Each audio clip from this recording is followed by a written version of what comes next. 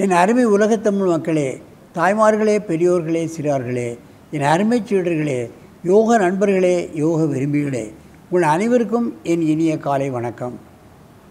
கலைஞர் தொலைக்காட்சி நிகழ்ச்சியில் நலமுடன் வாழ என்னும் பிரிவில் யோகாசனத்திற்கு அதிக முக்கியத்துவம் தரப்பட்டிருப்பதை நீங்கள் அறிவீர்கள்.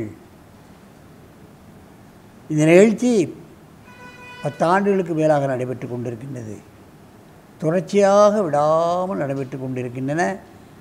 அதிகாலையில் நடைபெறுகிறது, மக்கள் பார்க்கிறார்கள், பயனடைகிறார்கள். ஆகவே தான் இந்த நிகழ்ச்சி தொடர்ந்து நடைபெற்று கொண்டிருக்கின்றது. அந்த நிலையில் இன்றைக்கு நமது அரங்கிற்கு பார்ப்பீர்களானால், சாய் யோகா மையம் கரசங்கால் காஞ்சிபுரம் மாவட்டத்திலிருந்து அந்த வட்டாரத்தில் யோகா பணி செய்து வரும் ராஜகோபால் யோகாசன ஆசிரியர் 2 மாணவர்களை அழைத்து வந்திருக்கிறார்கள். சரவணன் 1ஆம் வகுப்பு, அனன்யா 4ஆம் வகுப்பு. பாருங்கள், 1ஆம் வகுப்பு எங்கே இருக்குது, 4ஆம் வகுப்பு எங்கே இருக்குது. வயது பற்றிய பிரச்சனையே கிடையாது. எல்லா வயதினரும் பண்ணலாம். 6 வயது 76 வயது ஆட்கள் எல்லாம் பண்ணாங்க. ஆகவே வயதாகிவிட்டதே, நாம் யோகாசனம் செய்ய முடியுமா, இனி போய் சேர வேண்டியதானலாம் நினைப்பாங்க. அப்படிலாம் நினைக்கக்கூடாது. மனிதனாக பிறந்து விட்டால் ஆரோக்கியமாக இருக்கணும், தமது குடும்பத்தினருக்கு உதவிகரமாக இருக்கணும், நண்பர்களுக்கு உதவிகரமாக இருக்கணும், சுற்று வட்டாரத்துக்கு உதவிகரமாக இருக்கக்கூடிய அளவுக்குத்தான் நாம் வாழ வேண்டுமே தவிர ஏதோ வாழ்ந்தோம் ஏதோ செத்தம் என்று இருக்கக்கூடாது. மனித பிறவிதான் பிறவிகளிலேயே உயர்ந்த பதவி, உன்னதமான பதவி. அதை வைத்துக்கொண்டு மக்களுக்கு நாம் எவ்வளவோ சேவை செய்யலாம். நாமும் முன்னேறலாம், மக்களையும் முன்னேற்ற வைக்கலாம், குடும்பத்தினரையும் முன்னேற்ற வைக்கலாம். ஆகவே இந்த அற்புதமான உடலை நாம் ஆரோக்கியமாக வைத்துக்கொள்ள வேண்டும். அதை பாழடிக்கக்கூடாது.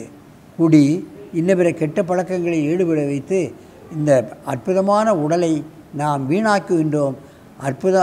சிறிய வயதிலேயே எத்தனையோ பேர் இறந்து விடுகிறார்கள். அந்த நிலைக்கெல்லாம் நாம் தள்ளப்படக்கூடாது என்பதை நீங்கள் தெரிந்து கொள்ள வேண்டும். மனிதனாக பிறந்தால் மற்றவர்களுக்கு உதவிகரமாக இருக்க வேண்டும், ஆரோக்கியமாக இருக்க வேண்டும், நோயின்றி இருக்க வேண்டும். அதைத்தான் நான் கவனத்தில் கொள்ள வேண்டும். அந்த நிலையில் இன்றைக்கு நமக்கு சாய் யோகா மையத்திலிருந்து கரசங்கம் காஞ்சிபுரம் மாவட்டத்திலிருந்து அதனுடைய ஆசிரியர் ராஜகோபால் அவர்கள் இங்கே 2 குழந்தைகளை 1ஆம் வகுப்பு 4ஆம் வகுப்பு கூட்டி வந்திருக்கிறார்கள். அவர்கள் இப்பொழுது சர்வாங்காசனத்தை செய்ய போகிறார்கள். செய்யுங்கள். சர்வ அங்கங்களையும் சீர் செய்யக்கூடிய அற்புதமான ஆசனம் தான் சர்வ அங்க ஆசனம். அப்படியே இந்த பிளட்டுக்குள்ளே இறங்குது, மேலே லூஸாக வச்சு அப்படியே இறங்கி முட்டு, தொடைகள், புலனுறுப்பு, அப்படியே ஜீரணக்கருவிகள், நுரையீரல், இருதயம், கழுத்து இத்தனைக்கும் வந்துடும். இந்த பகுதியில் ஏற்படக்கூடிய பல்வேறு பிரச்சனைகள் நீங்கிவிடும். சர்வ அங்கங்களையும் சீர் செய்யக்கூடிய ஆசனம்தான் சர்வ அங்க ஆசனம். இந்த ஒரே ஆசனத்தை செய்துவிட்டு நம்ம மாட்டு போகலாம். ஒரு 200 கவுண்ட்ஸ். நிறைய ஆசனம் பண்ணணுங்கிறது இல்லை. பெரியவர்களாகட்டும் சிறியவர்களாகட்டும் இந்த ஆசனத்தை ஒன்று செய்துகிட்டே போகலாம். ஆனால் இந்த ஆசனம் செய்வதற்கு முன்னால் விபரீத கரணின்னு ஒன்று இருக்குது.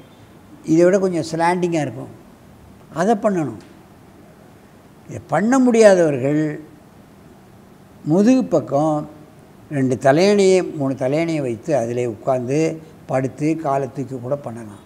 நோயாளிகள், இயலாதவர்கள், முடியாதவர்கள், குண்டானவர்கள் இவர்களெல்லாம் இதெல்லாம் தூக்க முடியாது. ஏன்னா பட்டெக்ஸ் ரொம்ப கனமாக இருந்தால் எங்கே தூக்க முடியும்? நம்ம பார்க்குறோம். இப்போ பெண்கள் எல்லாம் பார்த்தாச்சுன்னா ஒரு திருமணம் முடிஞ்சாலே வயிறு பெரிதாகி பட்டெக்ஸ் பெரிதாகி பட்டெக்ஸ் ஒன்று ஒவ்வொரு டன் இருக்கும். அதை எங்கே தூக்க முடியும்? இப்போ அவங்கள என்ன பண்ணுறது? தலையணியை வைத்து கொண்டு 2 தலையணியை வைத்து அதில் உட்கார வச்சு சாய வச்சு நோயாளிகளையும் உண்டானவர்களையும் அது மாதிரி பண்ண வைக்கணும். அப்போ தான் அவர்களுக்கு நோய் நீங்கும். அப்போ தான் அவர்கள் ஆரோக்கியமாக வாழ்வார்கள். மெதுவாக இறக்குங்கள். எத்தனை ஆசனத்தை 84 லட்சம் ஆசனம் முனிவர் கொடுத்துருக்கார். அங்கே தலையை வச்சு இங்கே கால் நீட்டு. 84 லட்சம் ஆசனங்களில் நம்ம உடலுக்கேற்ற ஆசனங்களை எடுத்துக்கொண்டு செய்து நாம் ஆரோக்கியமாக வாழ முடியும். பாருங்கள், சின்ன குழந்தைகள் படார்னு தூக்கிட்டுது. எங்கே பட்டெக்ஸு தடியாக இருந்தால் எங்கே தூக்க முடியாது. அதனால தான் தலையாணையை வைத்து செய்யுங்கள். என்னுடைய பயிற்சியாலையில் இதுக்குன்னே ஒரு மெத்தை வச்சுருக்கேன். அப்படி வந்து அப்படி ஸ்லாண்டிங்காக இருக்கும். அப்படி உட்காந்து படுத்து அப்படியே மேலே தூக்கிடுவாங்க. ஆஸ்மா, பிராங்கட்டிஸ், இருதய சம்பந்தப்பட்ட நோய்கள், ஜீரணக்கருவிகள் சம்பந்தப்பட்ட நோய்கள், கால் வீக்கம், கரண்டை வீக்கம், இது போன்ற வியாதிகள் எல்லாம் அதில் ஒரு 15 நாள்லேயே ஒரு ஸ்டேஜ் வந்துடும். நோய் குறைஞ்சிரும், நோயினுடைய கடுமை குறைஞ்சிரும். போக போக முழுமையாக நீங்கிவிடும், ஆரோக்கியமாகி விடுவார்கள். அதுதான் உண்மை. மெதுவாக இறக்குங்கள். நல்ல மூச்சு வாங்க. எழுந்து உட்காருங்க. இங்கே தலை வச்சு அங்கே கால் நீட்டு. ஏனி இங்கே தலை வச்சு அங்கே கால் நீட்டு. எந்திரடா, என்னடா நீ இரி. உன்னை தூக்க சொன்னா படு. எந்திரிடா. இங்கே தலையை வச்சு அங்கே கால் நீட்டு. நிற்கல இறங்கு. இன்னும் கொஞ்சம் இறங்கு. இப்போ தானே தூக்க. அவசர கொடுக்கைகளாக வந்திருக்கிறது பாருங்கள். அப்படியே பிளட்டு கீழே இறங்கும். இசிஜி வச்சு பார்த்தா அந்த பிளட் அப்படியே கீழே இறங்கி முட்டுக்கு வந்து, தொடைக்கு வந்து, புலன் உறுப்புகளுக்கு வந்து, ஜீரண கருவிகளுக்கு வருது, ஹார்ட் அண்ட் லங்ஸ், தைராய்டு. இத்தனைக்கு இந்த ஒரே ஆசனம் வேலை செய்யுது.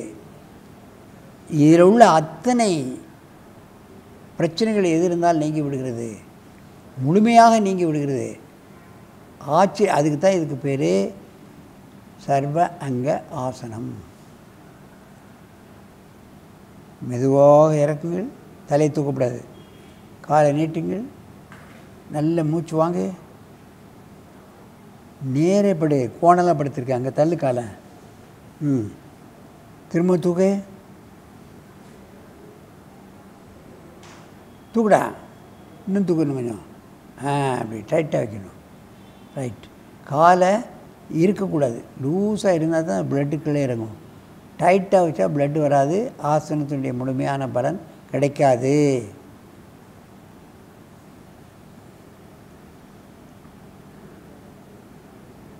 மெதுவாக இறக்குங்கள்.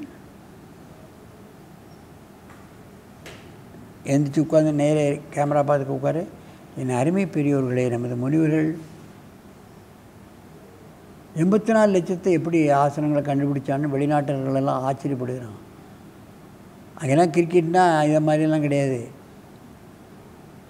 கிரிக்கெட் விளையாடுறதுனால என்ன பிரயோஜனம்? ஒன்றும் கிடையாது.